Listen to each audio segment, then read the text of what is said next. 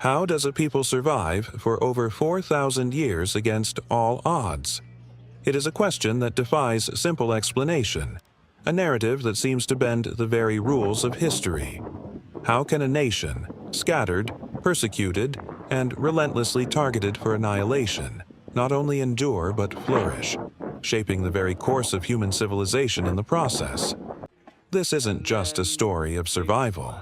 It's the story of an impossible persistence, a testament From to the a dawn spirit of that recorded refused history, to be extinguished, from the commands of powerful pharaohs who saw them as a threat, to the legions of Rome that would burn their most sacred temple to the ground.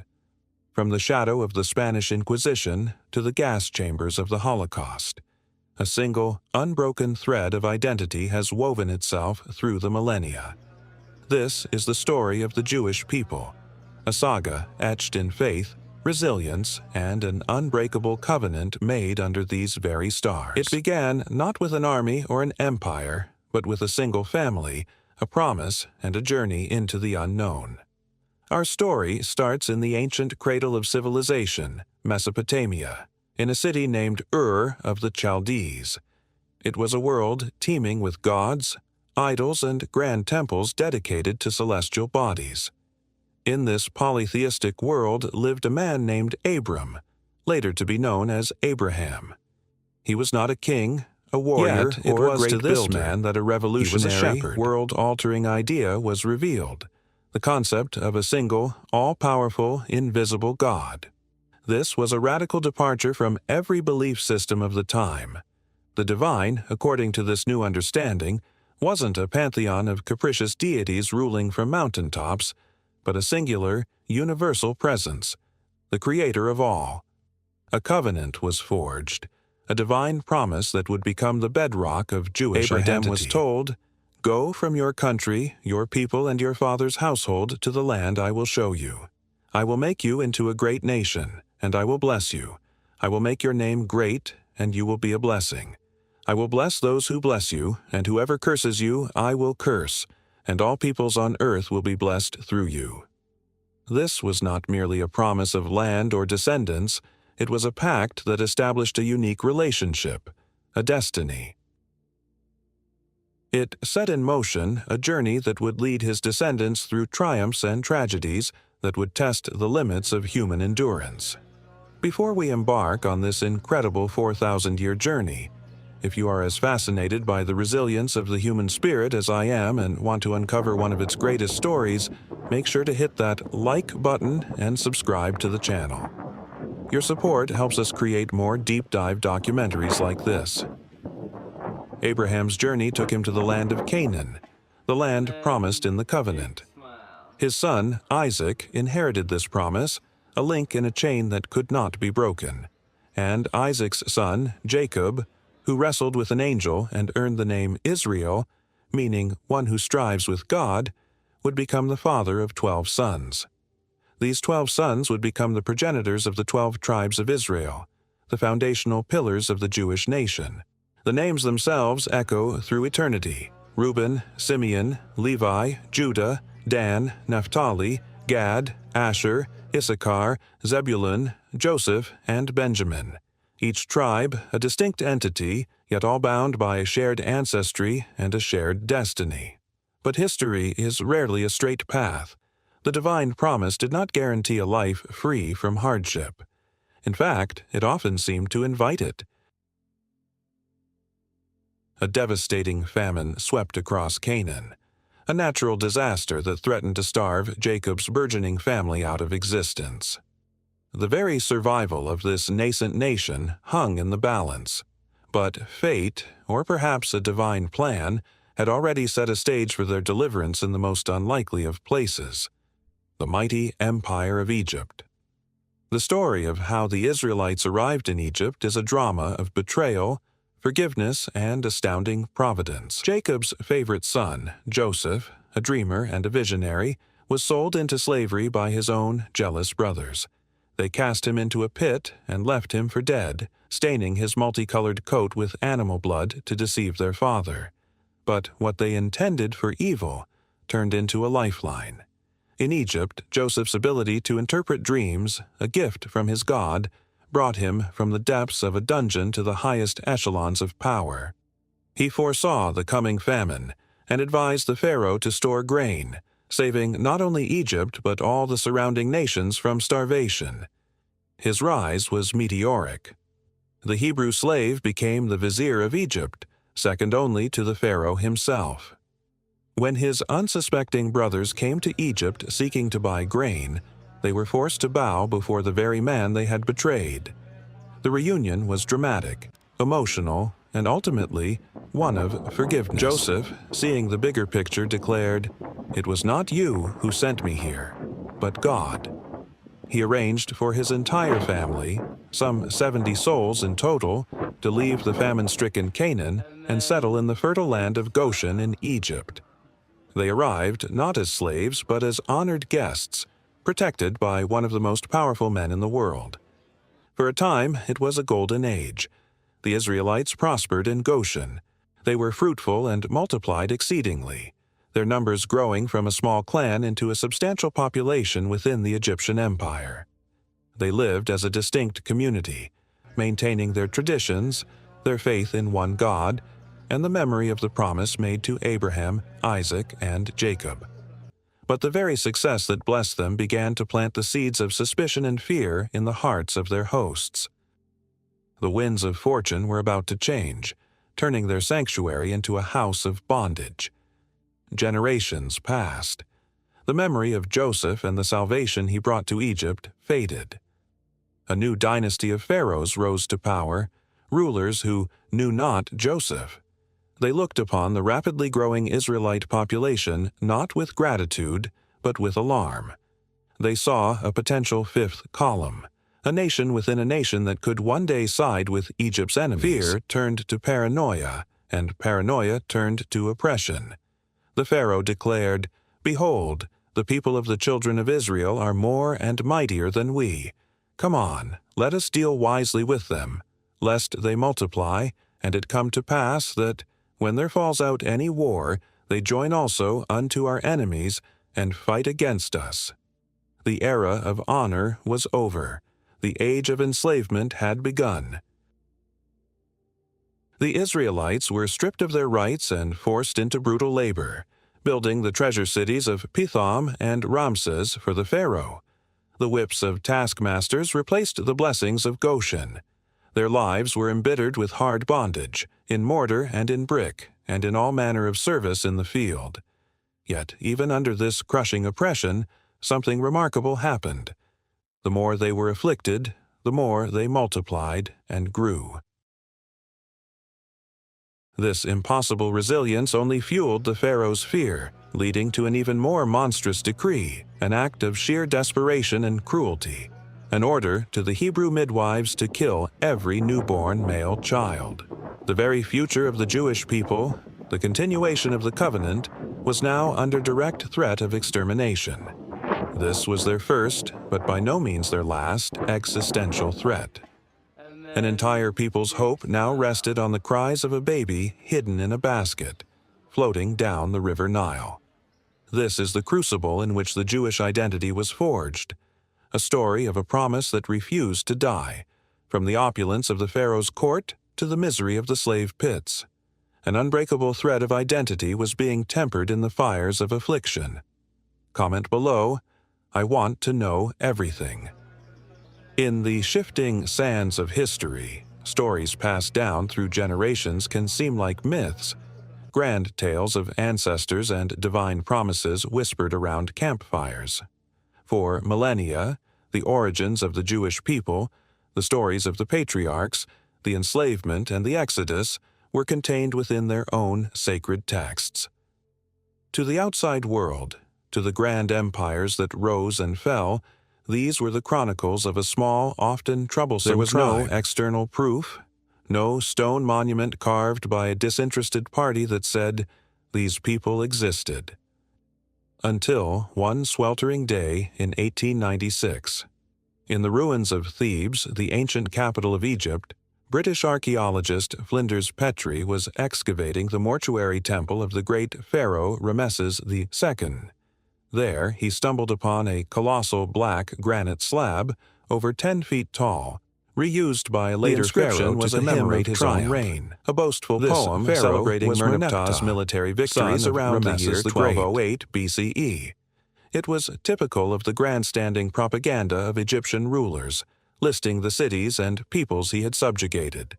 But buried within this long list of vanquished foes was a single line, a short, sharp, declarative statement that would send shockwaves through the worlds of archaeology, history, and theology for the next century and beyond. Among the defeated cities like Ashkelon, Gezer, and Yanoam, the carving mentions a specific group. Using the precise translation from the ancient Egyptian hieroglyphs, the stele proclaims, "Israel is laid waste, its seed is no more." This was it.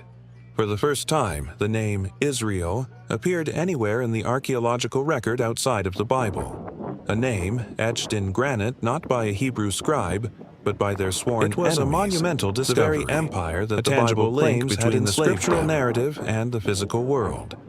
Here was concrete proof that by the late 13th century BCE, a distinct people known as Israel were not only present in the land of Canaan, but were significant enough to be mentioned by a pharaoh as a notable enemy in a major military campaign. They were on the world stage, a recognized entity in the complex political landscape of the ancient Near East. The inscription itself is fascinating for what it reveals. The Egyptian scribes used a specific hieroglyphic symbol, a determinative, to classify the nouns they were writing. For the city-states mentioned on the stele, Ashkelon, Gezer, Yanoam, the determinative used was that of a city or city-state, a throwing stick plus 3 mountains, indicating a foreign land with a centralized, walled urban center. But for Israel, the hieroglyph attached to the name Israel was that of a seated man and woman with 3 plural lines underneath. In Egyptian scribal practice, this was the symbol for a people or a tribe, not a settled kingdom or city. This small detail provides an incredible insight.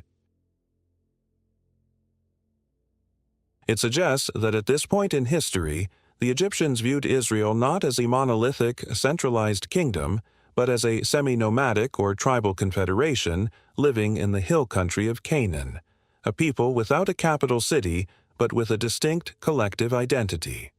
This aligns remarkably well with the biblical book of Judges, which depicts Israel in this pre-monarchic era as a loose confederation of 12 tribes, often acting independently but united by a shared faith. However, the discovery presents a profound and delicious paradox. The very first time the people of Israel step onto the stage of recorded history, it is in a declaration of their own annihilation. The pharaoh Merneptah, in his moment of supreme triumphalism, is essentially shouting from the rooftops, "We have won. Israel is finished, defeated, gone forever. Their future is extinguished. Their seed is no more." This was meant to be the final word on the matter, a footnote in Egypt's glorious history, cementing Merneptah's legacy as a mighty conqueror. Yet history had other plans. The irony is almost too perfect to be scripted.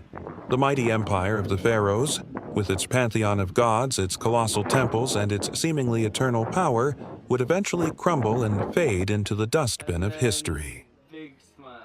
The language of Merneptah would become a long-forgotten mystery, decipherable only by a handful of scholars.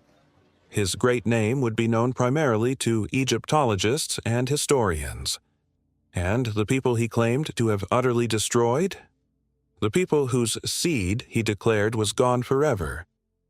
They survived. They outlasted Merneptah. They outlasted the new kingdom of Egypt. They outlasted the Assyrians, the Babylonians, the Persians, the Greeks, and the Romans, who would all, in their own time, attempt to crush them. The very monument that was designed to be their tombstone has instead become their birth certificate in the annals of secular history. It is an unwitting testament, carved by an enemy, to the incredible resilience that would come to define the Jewish people. That first mention, a proclamation of their death, became an eternal declaration of their existence. It proved they were in Canaan at the right time and in the right manner to fit their own narrative, but it also set a pattern that would repeat itself with haunting regularity throughout their long story. The world's most powerful empires would declare them finished, only to be proven wrong by the quiet, stubborn, and miraculous persistence of this small tribe from the hills of Judea. Their survival was, and continues to be, the ultimate refutation of Merneptah's boast. They were not just a footnote. They were the headline of a story just beginning to unfold. This granite slab, therefore, does more than just confirm a name. It poses a fundamental question that echoes from that moment forward. How did they survive? What was the source of this incredible tenacity? Merneptah believed his iron chariots and legions of archers were the ultimate power. But the survival of Israel suggests the existence of a different kind of power, not of bronze or iron, but of spirit, of faith, of identity. It was a power that Merneptah could not comprehend and could not destroy. He could lay waste to their fields and villages, but he could not extinguish the covenant, the shared memory, and the fierce will to exist that bound this people together. The stele is a monument to pharaonic pride, but it is an even greater, though unintentional, monument to Jewish perseverance. It marks the moment when the children of Israel step out of the shadows of their own sacred stories and into the verifiable light of the world history, not as conquerors, but as survivors. Right, Israel survives. To truly understand the survival heralded by the Merneptah stele, we must rewind the clock, peeling back the layers of history to a time before pharaohs and enslavement, before there was even a people numerous enough to be considered a threat. We must return to the beginning, to the foundational story that gives all subsequent Jewish history its meaning and its relentless momentum. This is the era of the patriarchs, a time of nomadic shepherds and divine encounters, where the destiny of a people was forged not in the crucible of war, but in the intimacy of a promise whispered under a Mesopotamian sky. It begins with one man, Abram, living in the bustling polytheistic city of Ur. His world was filled with idols of clay and stone, with grand temples dedicated to a vast pantheon of gods who were often as fickle and violent as the humans who worshipped them. Abram's story claims something revolutionary happened. A single, unseen, unknowable God spoke to him. This was not just another deity to be added to the pantheon. This was a radical rethinking of the divine, a God that existed outside of nature, who was not the sun, the moon, or the storm, but the creator of all things. This God made Abram a staggering proposition, a pact, a covenant that would echo through eternity. The terms were simple yet profound. Abram was to leave his home, his family, his entire world, and journey to a land this God would show him. In return, God promised to make of him a great nation, to make his name great, and to bless all the families of the earth through him. It was a promise of land, descendants, and a universal mission. In an act of profound faith that would become the archetype for his descendants, Abram obeyed. He left Ur, and with his wife Sarai and his nephew Lot, began a journey that was both physical and spiritual, a journey away from the certainty of idolatry and into a relationship with a singular, universal God. This covenant was the birth of a nation, not defined by borders or a king, but by a shared promise and a sacred relationship. The covenant was not a one-time event, it was a legacy to be passed down. Abraham, as he was renamed, meaning father of a multitude, and his wife Sarah miraculously had a son in their old age, Isaac. The story of Abraham's willingness to sacrifice Isaac, only to be stopped at the last moment by God, is one of the most fraught and powerful narratives in the entire biblical canon. But its core purpose is to demonstrate Abraham's ultimate faith and to seal the transmission of the covenant. The promise was not just Isaac for Abraham. Becomes the crucial second link in this spiritual chain, after him, inheriting the promises and the responsibilities of the covenant.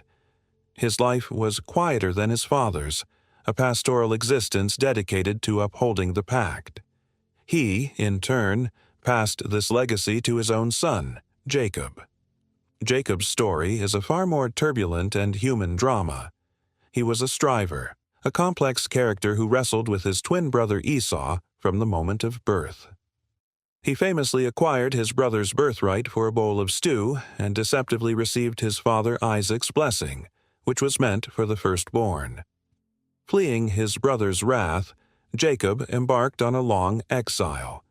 His journey is one of personal transformation, of a flawed man being molded by his struggles into a vessel for the divine promise. The pivotal moment of his life, and indeed of the entire Jewish story, occurred on a lonely night by the river Jabbok. As he prepared to finally face his estranged brother, a mysterious being, often interpreted as an angel or even God himself, appeared and wrestled with him until the break of dawn.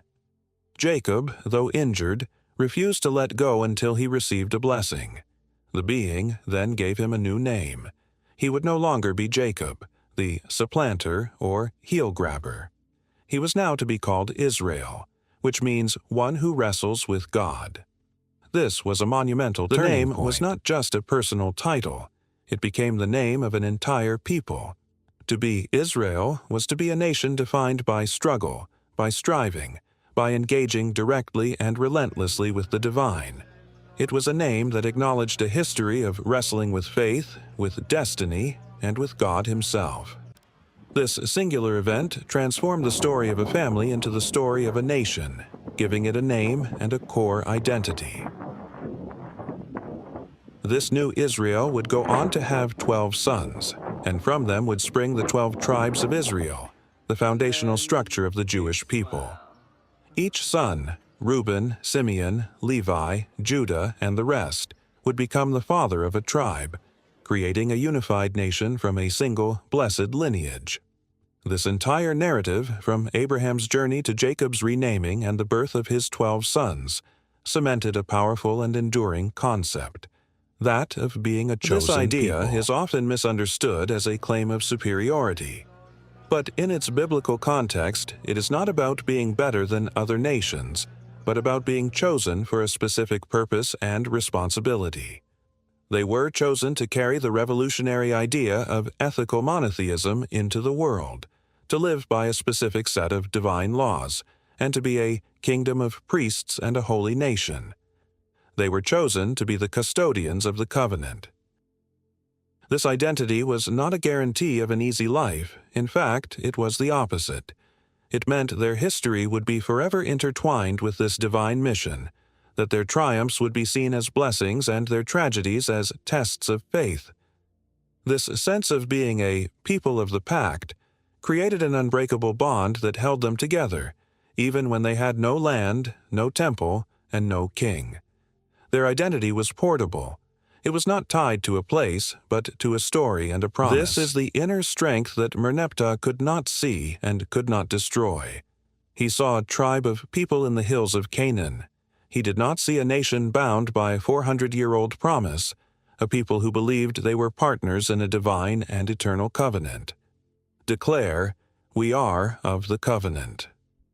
The covenant made with the patriarchs had created a people, but it was in the crucible of Egypt that this people would be forged into a nation. The golden age of Joseph generations was a distant, faded memory, and the children of Israel, who had once been honored guests, were now a despised and enslaved underclass. They were the engine of Pharaoh's colossal building projects, their lives embittered by hard labor in mortar and brick.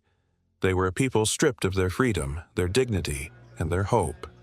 Pharaoh, fearing their growing numbers, had implemented a policy of unimaginable cruelty, the systematic murder of their newborn sons. It was an attempt at genocide, designed to break their spirit and extinguish their future. It was in this darkest of moments, when the promise made to Abraham seemed like a cruel joke, that a cry went up from the oppressed, a desperate plea that the Bible says reached the heavens, and the response came in the form of a child, saved from the waters of the Nile, who would grow up to be their deliverer. His name was Moses. Raised in the very palace of the pharaoh who sought to destroy his people, he was a man caught between two worlds. Though he lived as an Egyptian prince, he could not escape the truth of his identity. A single act of outrage, killing an Egyptian taskmaster who was beating one of his brethren, forced him to flee into the desert, a fugitive in the land of Midian. It was there, in the vast, silent wilderness, that Moses, now a humble shepherd, encountered the divine in a form that was both baffling and terrifying, a bush that burned with fire but was not consumed. From this miraculous flame, the God of his ancestors, the God of Abraham, Isaac, and Jacob, spoke to him. He was given a mission that seemed impossible: to return to Egypt, to stand before the most powerful man on earth, and to declare, "Let my people go." Moses' confrontation with Pharaoh was not a simple negotiation. It was a cosmic battle, a clash between the will of an absolute monarch who believed himself a god and the will of the one invisible God of a slave people. Pharaoh's heart was hardened, his pride unyielding. In response, a series of 10 catastrophic plagues were unleashed upon the land of Egypt, a systematic dismantling of the Egyptian pantheon, and a demonstration of divine power. The Nile, the lifeblood of Egypt and a deity in its own right, turned to blood. Swarms of frogs, lice, and flies, symbols of Egyptian fertility gods, became a torment. Livestock died, people were covered in boils, and a terrifying hailstorm of fire and ice rained down from the sky. Each plague was a direct challenge to the gods of Egypt and the authority of the pharaoh. The final, most devastating plague was the death of the firstborn sons of Egypt. To be spared, the Israelites were instructed to mark their doorposts with the blood of a lamb. That night, as the angel of death passed over their homes, they ate a hurried meal in readiness for a journey. This event, the Passover, would become the foundational festival of freedom for the Jewish people, a perpetual reminder of their deliverance. Faced with the utter devastation of his land and the death of his own son, Pharaoh finally relented. An entire people, numbering in the hundreds of thousands, walked out of Egypt, not as fugitives escaping in the night, but as a liberated nation marching into the unknown. Their destination was the Promised Land, the land pledged to Abraham centuries before. But their path led first through a barren and unforgiving desert, and Pharaoh, his grief quickly turning to rage, had one last change of heart. He amassed his army, his elite chariots, and pursued the fleeing Israelites, trapping them against the shores of the Red Sea. With the sea before them and the most fearsome army on earth behind them, their journey seemed destined to end in slaughter. But what happened next would become the defining miracle in their national consciousness. The sea parted, allowing the Israelites to cross on dry land. As the Egyptian army charged in pursuit, the waters crashed back down upon them, destroying Pharaoh's forces completely. This was the final, decisive act of liberation. The chains of physical slavery were broken, drowned in the depths of the sea. Yet physical freedom was only the beginning. The journey through the Sinai Desert was a 40-year odyssey, a long and arduous process of transformation. These were a people who had known nothing but slavery for centuries. They had to unlearn the mentality of a slave and learn how to be a free nation, responsible for its own destiny. The desert was a place of testing, of grumbling, of rebellion, but also of daily miracles, like the mysterious manna that fell from heaven to sustain them. The true purpose of this journey, however, was realized at the foot of a remote, thunder-capped mountain called Sinai. It was here that the covenant, first made with Abraham, was renewed and given its eternal form. Moses ascended the mountain into the presence of God, and there he received the Torah. This was not just a set of laws, it was a constitution, a spiritual and moral blueprint for a new kind of society. The 10 Commandments, etched onto 2 tablets of stone, formed the ethical core of this new identity. Prohibitions against murder, theft, and adultery, but also revolutionary commands to honor one's parents, to rest on the 7th day, and, most importantly, the Torah contained 613 commandments in total. governing every aspect of life, from justice and civil law to dietary rules and religious ritual. It was a complete guide for how to build a holy society, a nation dedicated to living out its covenant with God. At Sinai, a rabble of escaped slaves was transformed into a nation bound by law and a divine purpose. Their identity was no longer just about a shared ancestry. It was now about a shared commitment from Pharaoh to a moral and spiritual code. Comment: freedom in God. For 40 years, a generation had wandered the desert, tempered by the harsh wilderness and bound together by the laws received at Sinai. They were no longer a horde of escaped slaves. They were a nation, hardened and disciplined with a shared purpose. But their deliverer, Moses, was not destined to complete the journey. He could only look upon the promised land from a distance before his death. The mantle of leadership passed to his chosen successor, Joshua, a military commander of unwavering faith, tasked with leading the children of Israel into the land that had been the subject of their dreams for centuries. The conquest of Canaan was not a simple act of settlement. It was a brutal and prolonged military campaign. The land was inhabited by various Canaanite peoples with fortified cities and a well-established culture. The biblical narrative recounts a series of swift, decisive battles, the most famous being the miraculous fall of the walls of Jericho, which crumbled at the sound of Israelite trumpets and a great shout. Joshua, following divine commands, led the 12 tribes in a coordinated effort to seize control of the territory, portioning it out to each tribe to fulfill the ancient promise made to Abraham. After the initial conquest and the death of Joshua, Israel entered a new, turbulent era that lasted for several centuries, the time of the Judges. There was no central government, no king, no standing army. The 12 tribes functioned as a loose confederation, often acting independently. When a threat arose, a neighboring people like the Philistines or the Moabites oppressing one or more of the tribes, a leader, a judge, would rise up. These were not judges in a legal sense, but charismatic military and spiritual leaders raised by God to deliver the people from their enemies. Figures like Deborah, the prophetess who led her general Barak to victory, Gideon, the humble farmer who defeated a massive Midianite army with only 300 men, and the tragically heroic Samson, a man of superhuman strength whose downfall was his own weakness. This period was a chaotic cycle of sin, oppression, it was a time defined by the recurring phrase, "In those days there was no king in Israel. Everyone did what was right in his own eyes." The constant external threats and internal disunity created a growing desire for a more stable, centralized form of leadership, a king, like the other nations had. The people's demand for a king was met with resistance from the prophet Samuel, the last of the great judges. He warned them that a monarch would tax them, conscript their sons for his army, and ultimately lead them away from their true king, God. But the people were insistent. Reluctantly, Samuel anointed the first king of Israel, a tall, handsome man from the tribe of Benjamin named Saul. Saul's reign began with promise, uniting the tribes and leading them to victories against their enemies, most notably the Ammonites. However, his kingship was ultimately a tragedy. He was a man plagued by insecurity and paranoia, and his repeated disobedience to the divine commands relayed by Samuel led to his downfall.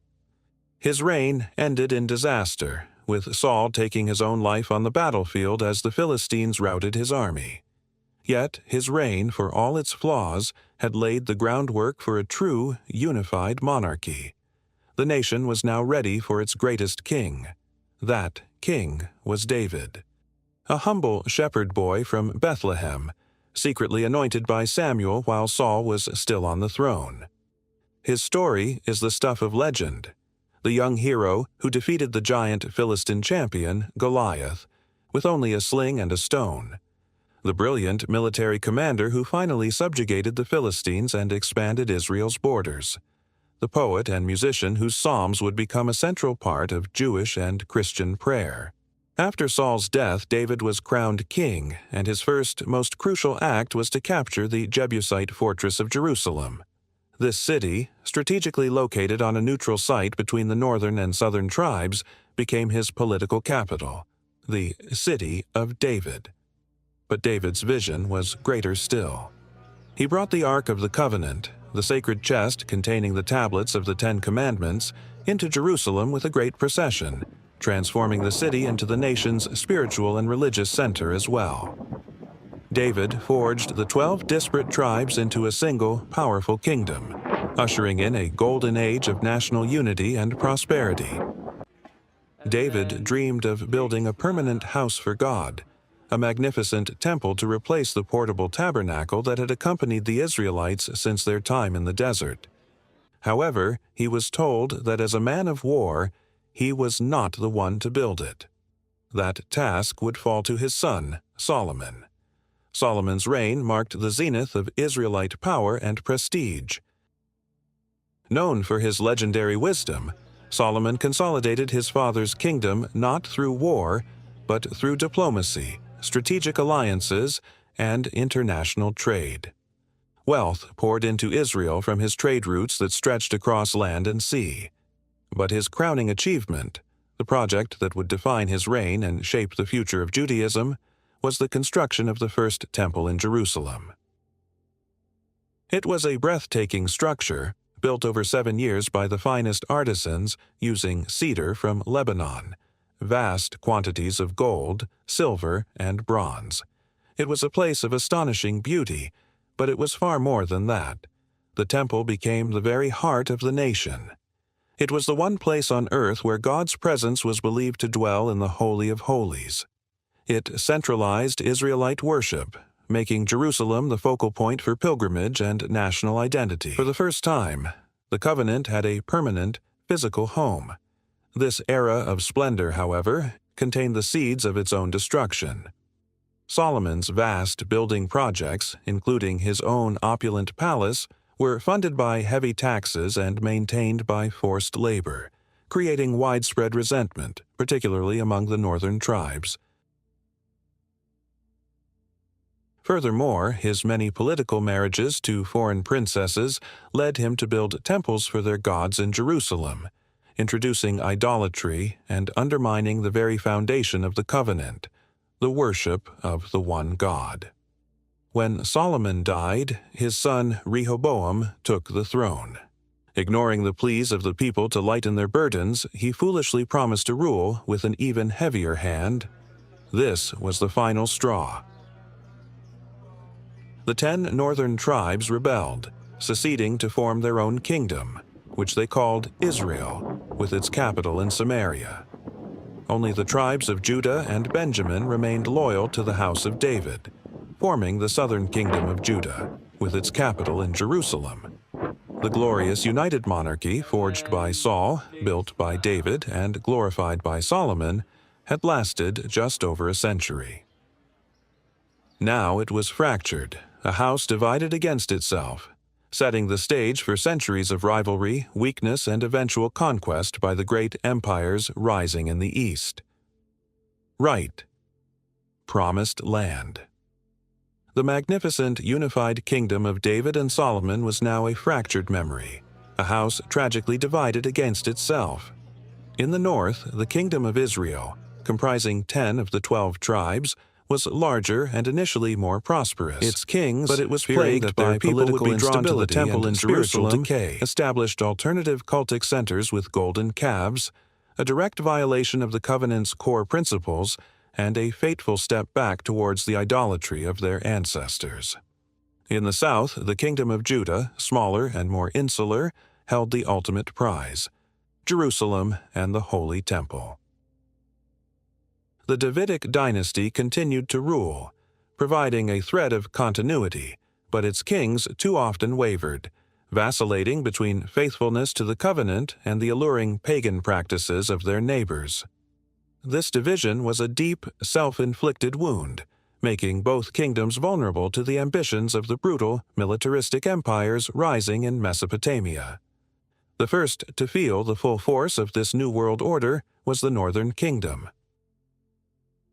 The Neo-Assyrian Empire was a war machine, a force of unparalleled ruthlessness that swept across the Near East, leaving a trail of vassal states and devastated cities in its wake. Around 722 BCE, after a prolonged siege, the Assyrian king Sargon-Seku conquered Samaria, the capital of the northern kingdom of Israel. The kingdom was annihilated. But the Assyrians did not simply conquer. Their state policy was to ensure that a conquered nation could never rise again. The Assyrians exiled the Israelite elite, the thinkers, the leaders, the skilled artisans, and scattered them across the vast expanse of their empire. Simultaneously, they imported foreign peoples into the lands of Israel, creating a mixed population that would erode any sense of national identity. This act was brutally effective. The 10 northern tribes of Israel, torn from their land and dispersed among other cultures, effectively vanished from the stage of history. They became the 10 lost tribes, a poignant and enduring mystery. Their fate serves as a stark reminder of what typically happened to small nations that stood in the way of an empire. They disappeared. This left the small southern kingdom of Judah, with its capital Jerusalem, as the last remaining heir to the covenant of Abraham and the legacy of Sinai. Judah survived, often by paying heavy tribute to the Assyrian and later the Babylonian empires. It was a precarious existence, living in the shadow of giants. Prophets like Isaiah and Jeremiah arose during this period, powerful voices who warned the kings and the people that their political alliances and military strength were meaningless without a return to the covenant. They railed against social injustice and idolatry, prophesying that unless the nation repented, Jerusalem itself and the Holy Temple of Solomon would not be spared. Their warnings were largely ignored. By the early 6th century BCE, the Babylonians, under their powerful king Nebuchadnezzar II, had supplanted the Assyrians as the dominant regional power. After a series of rebellions by the Judean kings, Nebuchadnezzar's patience ran out. After a long and brutal siege that BCE, left the city his armies descended upon the Babylonian forces breached the walls. What followed was the single most traumatic event in ancient Jewish history. Nebuchadnezzar's soldiers systematically looted and then burned the magnificent Temple of Solomon, the structure that had been the heart of their universe for 4 centuries, the one place on earth where the divine presence was believed to dwell. The city of Jerusalem was razed to the ground. And, following the Assyrian model, the Babylonians rounded up the king, the priests, the scribes, the artisans, the entire leadership and skilled class of Judah, and marched them into a forced exile, a captivity in the heart of the enemy's empire, Babylon. Only the poorest and least influential were left behind to work the ravaged land. The Davidic monarchy was extinguished. The land was lost. The temple was gone. Like their northern brethren, historical precedent, the people of Judah should have assimilated the story and disappeared. But they did not. What happened in the crucible of the Babylonian exile was not the death of a people, but the reinvention of their faith. It was one of the most remarkable spiritual and cultural transformations in human history. Torn from their homeland, surrounded by the dazzling and intimidating culture of Babylon, the Judean exiles faced an existential crisis. How could they worship their God without his temple? How could they be a chosen people when they were defeated and humiliated? Was the God of Israel weaker than the gods of Babylon? It was in answering these questions that Judaism was reborn. Led by prophets like Ezekiel, who was among the exiles, they came to a radical new understanding. God was not confined to a single building or a single land. He was a universal God, present with them even in their exile. Their suffering was not a sign of God's weakness, but a punishment for their own failure to uphold the covenant. This theological leap was monumental. It meant that their connection to God was not dependent on geography or ritual sacrifice, but on their own actions and faithfulness. Without the temple, the central rituals of animal sacrifice were impossible. So, they created new ways to connect with God. They began to gather in communal meeting houses to pray, to confess, and, most importantly, to study their sacred texts. These gatherings were the seeds of the synagogue, an institution that would become central to Jewish life for the next 2.5 millennia. Scribes and scholars like the figure of Ezra meticulously gathered, edited, and canonized their scriptures, the law, the prophets, and the historical writings, creating the foundation of the Hebrew Bible. The focus of their religious life shifted from a place, the temple, to a book, the Torah. Judaism became portable. It was a faith that could be practiced anywhere, a homeland of the heart and mind, built not of stone and cedar, but of words and memory. They meticulously preserved their identity, remembering Zion by the rivers of Babylon, observing the Sabbath, circumcising their sons, and teaching their children the stories of their ancestors. In doing so, they transformed from a nation-state into a faith community, developing a resilience that would allow them to survive centuries of homelessness and persecution. They did not just endure exile. They used it to forge a stronger, more adaptable, and ultimately more enduring form of their identity. Comment: never surrender. For nearly 70 years, the Jewish people had lived in exile, a nation defined by memory and a sacred text. Then, in an astonishing turn of events, the Babylonian Empire was conquered by a new superpower, the Persians under Cyrus the Great. In a move of remarkable tolerance, Cyrus issued a decree in 538 BCE, allowing the exiled Jews to return to their homeland, Judah, now a province of Persia known as Yehud, and to rebuild their temple. A wave of hopeful returnees, led by figures like Zerubbabel and successfully rebuilt the Nehemiah, known as journeyed the back to Jerusalem, and re-established a community centered on the strict observance of the Torah. For the next 2 centuries, under the relatively benign rule of the Persian Empire, this restored Jewish community lived a quiet, insular existence, focused on preserving the traditions that had been so powerfully forged in the crucible of exile. But the world was about to change in a way no one could have predicted. From the West, a storm was gathering, a cultural and military force that would shatter the old world order and present the Jewish people with a new, and perhaps more insidious, challenge than any they had faced before. The storm's name was Alexander the Great.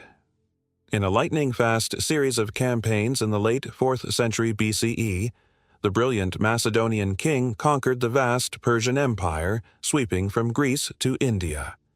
In 332, unlike the Assyrians or Babylonians, Judea. Alexander was not a destroyer. His vision was not merely one of conquest, but of cultural fusion. He was a passionate evangelist for Hellenism, the vibrant, sophisticated, and human-centric culture of Greece. Hellenism celebrated the beauty of the human body, the power of human reason, and a pantheon of gods who were very much like superpowered, immortal humans. It brought with it the Greek language, koine, the gymnasium for athletic and intellectual training, the theater for drama, and a philosophical spirit of open inquiry. When Alexander died unexpectedly, his empire was divided among his generals, with Judea finding itself caught in a tug-of-war between 2 resulting Greek dynasties, the Ptolemies of Egypt and the Seleucids of Syria. Initially, under the Ptolemies, life was much like it had been under the Persians, peaceful with a high degree of religious autonomy. It was during this period, in the great cosmopolitan city of Alexandria in Egypt, that one of the most significant events in intellectual history occurred. Alexandria was home to the largest Jewish community in the world outside of Judea. Over generations, these Jews had adopted Greek as their primary language, and many could no longer read the Torah in its original Hebrew. A need arose for a translation. According to legend, the Ptolemaic king, eager to have a copy of the famed Jewish law in his great library, summoned 72 Jewish elders, 6 from each tribe. They were set to work independently, and miraculously, all produced identical Greek translations of the Torah. This translation became known as the Septuagint, from the Latin for 70. The historical reality was likely a more gradual process, but the significance of the Septuagint cannot be overstated. For the first time, the Hebrew Bible was accessible to the non-Jewish world. It opened the door for Hellenistic philosophers and curious Gentiles to engage with Jewish thought, theology, and history. It was a bridge between two worlds, a tool for dialogue, but it was and also a cultural catalyst exchange for internal debate.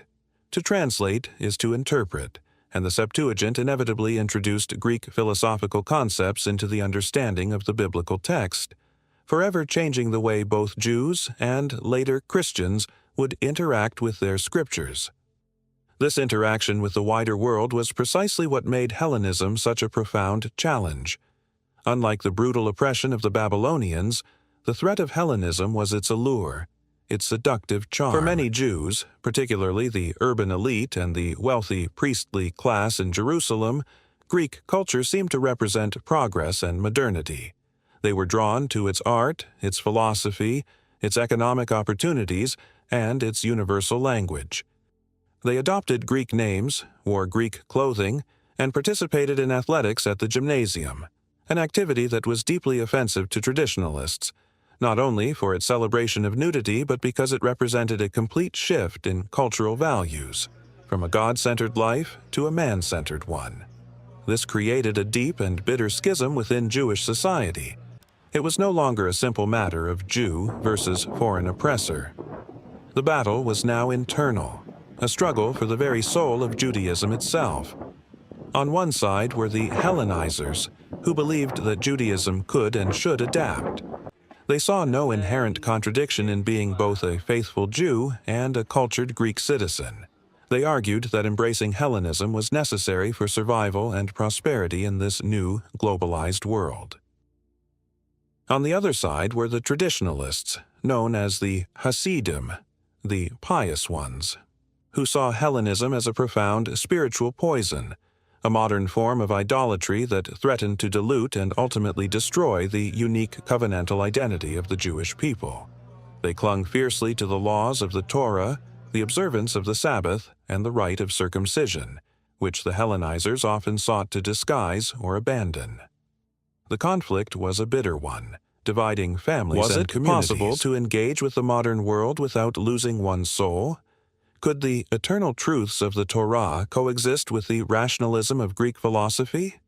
This was not just a political disagreement. It was a clash of civilizations taking place within a single people. This tension, this internal struggle between the particular and the universal, between tradition and adaptation, would become a recurring theme in Jewish history. The Hellenistic era was the first time they faced this dilemma on a grand scale, a battle not against swords and spears, but against ideas, a battle to define what it meant to be a Jew in a rapidly changing world. Right, living identity. The internal Jewish struggle against the allure of Hellenism eventually erupted into open warfare with the Maccabean Revolt, a fight for religious freedom that miraculously resulted in a century of renewed Jewish independence under the Hasmonean internal corruption dynasty. And endless power struggles among the Hasmonean rulers weakened the state, leaving it vulnerable to the next great superpower that was methodically consolidating its control over the Mediterranean world: Rome. In 63 BCE, the Roman general Pompey the Great marched into Jerusalem, intervening in a Jewish civil war and effectively ending Jewish independence. Judea was now a client state of the ever-expanding Roman Empire. The Romans, masters of administration and military might, were generally tolerant of local religions, provided that their authority was absolute and the taxes were paid. But the relationship between the fiercely monotheistic and independent-minded Jews and the polytheistic, emperor-worshipping Romans was fraught with tension from the very beginning. This was the volatile, politically charged world into which a new, transformative figure was born. In a remote corner of the Roman province of Judea, in the region of Galilee, a Jewish craftsman named Jesus of Nazareth began a ministry as a rabbi, or teacher. He was one of many itinerant preachers and charismatic figures of the time, yet his message, while deeply rooted in the Hebrew scriptures and Jewish tradition, was radical. he spoke of an imminent kingdom of God, a concept that could be interpreted both spiritually and politically. He preached a message of radical compassion, forgiveness, and a reinterpretation of the Torah that emphasized inner righteousness over mere external observance of the law. He challenged the established religious authorities, both the temple priesthood, the Sadducees, who collaborated with Rome, and the lay scholars, the Pharisees, with whom he shared many beliefs but debated fiercely over interpretation. He performed healings and gathered a group of devoted disciples, attracting large crowds of followers who were drawn to his powerful message of hope for the poor and marginalized. To the Roman authorities, however, any man who could draw such crowds and spoke of a kingdom other than Caesar's was a potential insurrectionist. To the temple leadership, he was a threat to their authority and the delicate stability they maintained with their Roman overlords. Ultimately, he was arrested and executed by the Roman method reserved for rebels and seditionists, crucifixion. His followers, however, came to believe that he was resurrected from the dead, that he was the promised Messiah and indeed the Son of God. This belief would form the nucleus of a new faith, Christianity, which began as a small sect within the diverse landscape of Second Temple Judaism, but would eventually grow to become a dominant force in world history, profoundly and often tragically reshaping the destiny of the Jewish people. While the followers of Jesus began to spread their message, the simmering tensions in Judea between the Jewish populace and their Roman rulers boiled over. Decades of oppressive taxation, corrupt Roman governors, and repeated insults to their religious sensibilities created an explosive atmosphere. A powerful revolutionary movement, the Zealots, gained traction, arguing that faithfulness to God required a violent overthrow of the pagan Romans. In 60 Index CE, a full-scale rebellion, the Great Jewish Revolt, erupted across the land. The initial success of the Jewish fighters was stunning, but the full might of the Roman Empire under the command of the general Vespasian and later his son Titus was brought to bear on the rebellious province. It was a war of unmatched brutality. The Romans methodically reconquered the country, culminating in the horrific siege of Jerusalem in the year 70 CE. The destruction of the Second Temple was an even greater cataclysm than the first. After a long siege that left the city starving and racked by internal fighting, the Roman legions breached the walls, slaughtered a significant portion of the population, and set fire to the magnificent Temple of Herod. It was utterly demolished, its sacred vessels carried off to Rome as spoils of war, an event still commemorated on the Arch of Titus in the Roman Forum. The spiritual heart of Judaism was once again destroyed.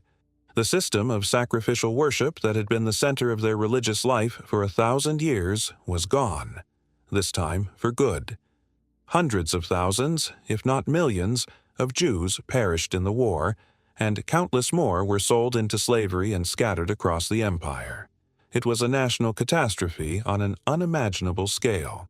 A subsequent final rebellion, led by the charismatic leader Simon Bar Kokhba in 132 CE, which initially had some success, was crushed with even greater ferocity by the Emperor Hadrian, who then plowed Jerusalem with salt, renamed it Aelia Capitolina, and forbade any Jew from setting foot in the city. The connection between the Jewish people and their ancestral capital was violently severed. This should have been the final, fatal blow. Their land was renamed Palestina. Their capital was a pagan city. Their temple was a ruin, and their people were scattered. By all logic, Judaism should have withered and died, becoming a historical footnote. But once again, in the face of utter devastation, an act of astonishing spiritual genius saved them.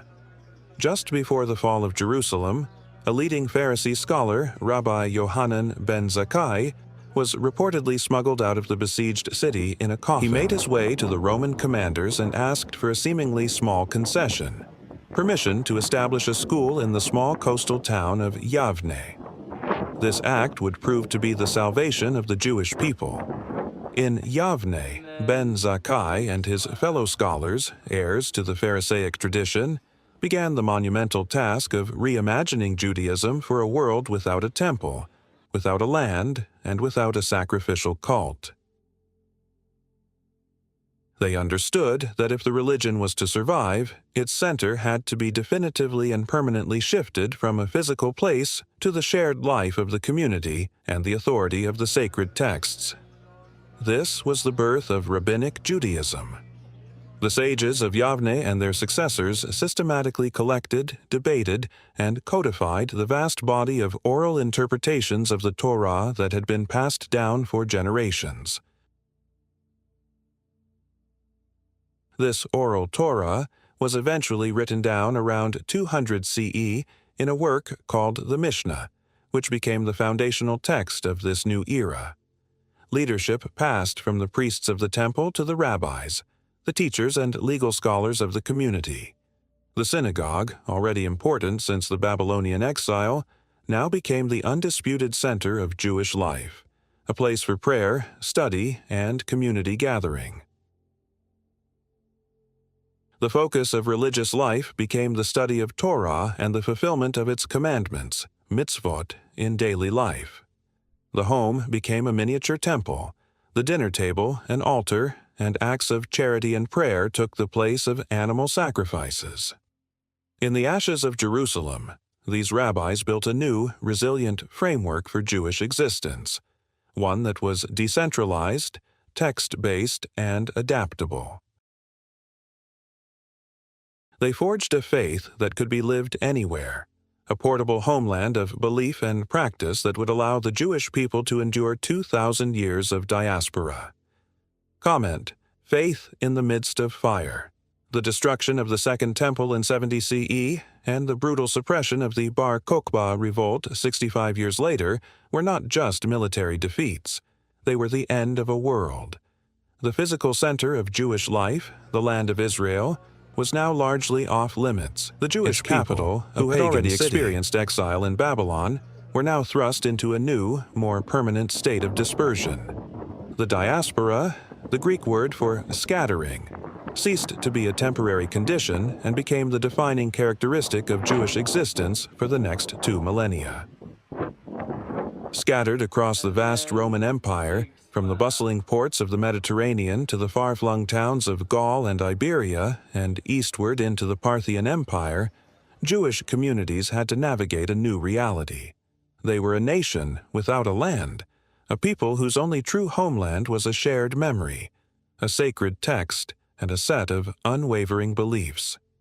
This was the ultimate test of the portable rabbinic framework forged at Yavne. Could a faith survive and even thrive while completely untethered from its ancestral soil?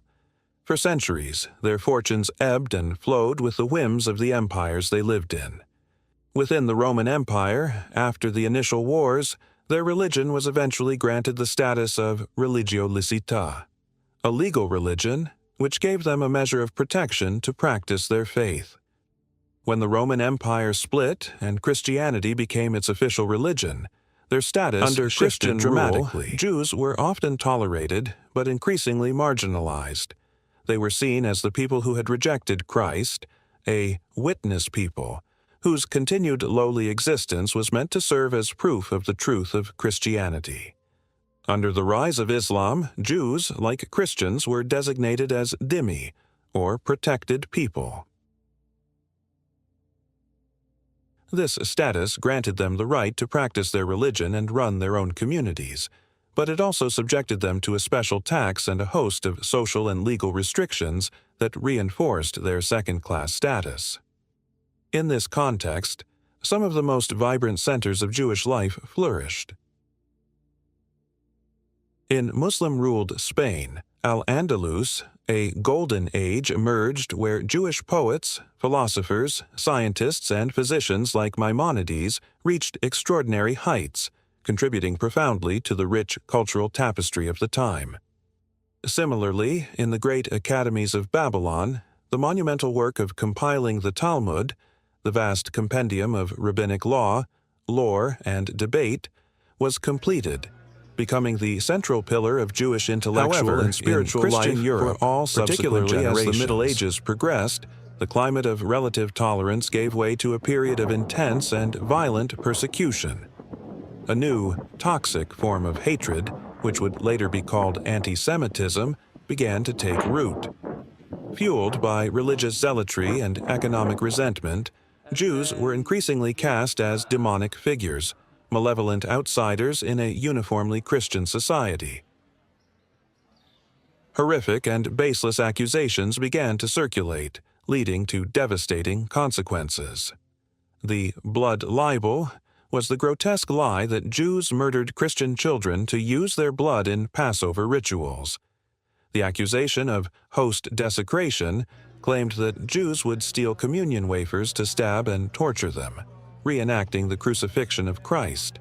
These monstrous fables would incite Christian mobs to frenzied violence, resulting in the massacre of entire Jewish communities. Holy wars intended to reclaim the Holy Land from Muslim rule unleashed waves of this popular fury.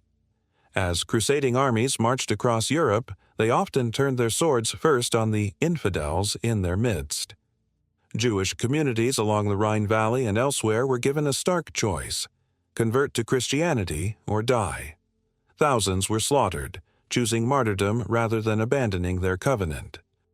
In the aftermath of the Black Death, the devastating plague that wiped out a third of Europe's population, the Jews became the perfect scapegoat. They were accused of causing the plague by poisoning the wells, and a new wave of horrific massacres swept across the continent. Secular and religious authorities also imposed increasingly restrictive laws.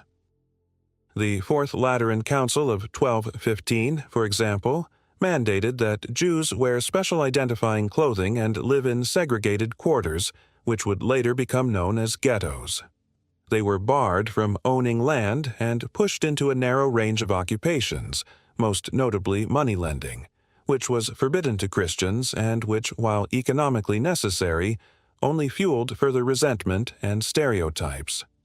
The response of rulers became increasingly severe. England expelled its entire Jewish population in 1290, France in 1394. The Jewish people were forced into a perpetual state of wandering, never secure, never truly at home. The ultimate catastrophe of this medieval period unfolded in Spain, the former site of their Golden Age. After the Christian Reconquista of the peninsula, religious fervor reached a fever pitch. The Spanish Inquisition was established, a brutal tribunal designed to enforce religious orthodoxy, initially targeting conversos, Jews who had converted to Christianity, often under duress, and were suspected of secretly practicing Judaism. The Inquisition employed systematic torture and public executions by burning, known as auto da fe. Finally, in 1492, the same year Columbus sailed to the New World, the Spanish monarchs, Ferdinand and Isabella, issued the Alhambra Decree. Every remaining Jew in Spain had to either convert to Christianity or leave the country forever. This was a devastating blow, uprooting one of the oldest and most accomplished Jewish communities in the world. The Sephardic Jews, as they were known, scattered across North Africa, the Ottoman Empire, and parts of Europe, taking their rich culture and traditions with them into a new diaspora.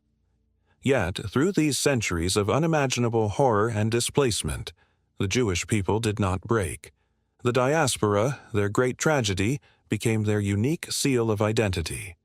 They learned to be a global people centuries before the concept of globalization existed.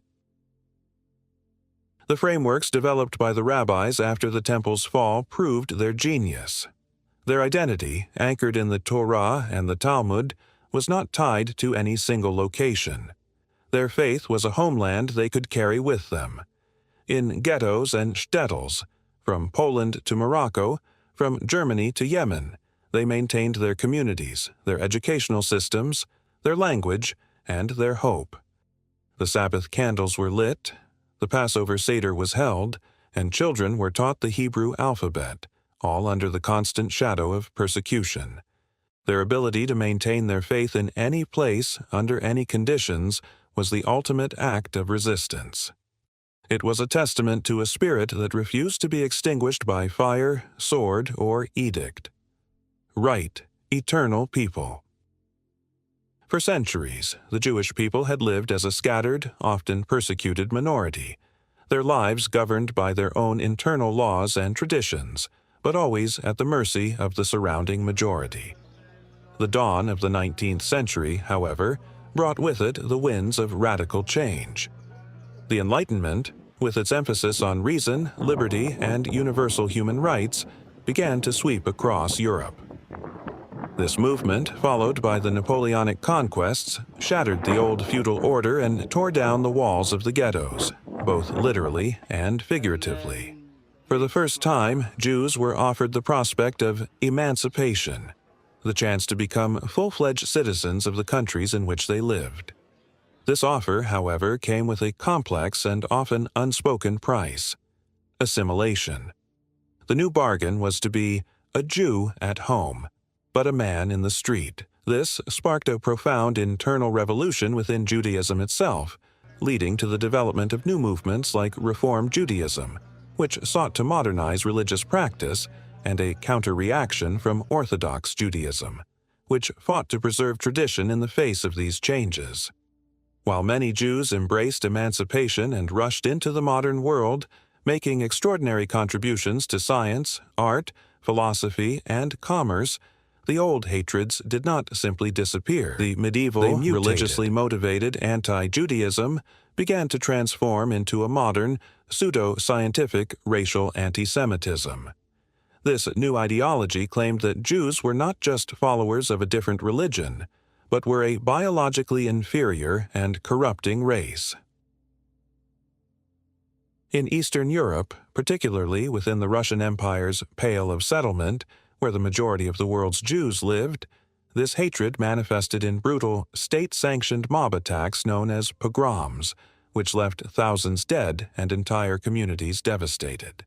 It became tragically clear that legal emancipation did not guarantee genuine acceptance or safety. This realization gave birth to a revolutionary new idea. After 2,000 years of prayerful yearning for a return to Zion, a political movement emerged that argued the Jewish people could only be safe and fulfill their destiny if they returned to their ancestral homeland and re-established a sovereign nation of their own. This movement was Zionism. Led by visionaries like Theodor Herzl, a secular Viennese journalist who was horrified by the anti-Semitism he witnessed during the Dreyfus Affair in France, Zionism argued that the Jewish question could only be solved by a political, not a religious, solution. It was a desperate, audacious dream, dismissed by many as a fantasy. Yet, small groups of pioneers began to emigrate to Ottoman-ruled Palestine, working to reclaim the land and revive the Hebrew language. However, was born in the shadow of the darkest abyss in human history. In 1933, the Nazi Party, led by Adolf Hitler, rose to power in Germany. Their ideology was built upon a foundation of virulent racial anti-Semitism, which they systematically translated into state policy. The Nuremberg Laws stripped German Jews of their citizenship and rights. A campaign of terror and propaganda escalated into the state-sponsored violence of World War II. This persecution descended into a systematic, industrialized genocide of a scale and depravity that defies comprehension: the Holocaust, or the Shoah. The final solution to the Jewish question was the Nazi plan to murder every single Jewish man, woman, and child in Europe. From every corner of the continent, Jews were rounded up, forced into inhuman ghettos, and then transported in cattle cars to places whose names are now synonymous with absolute evil: Auschwitz, Birkenau, Treblinka, Sobibor. Men, women, and children were worked to death, starved, tortured, and murdered in gas chambers.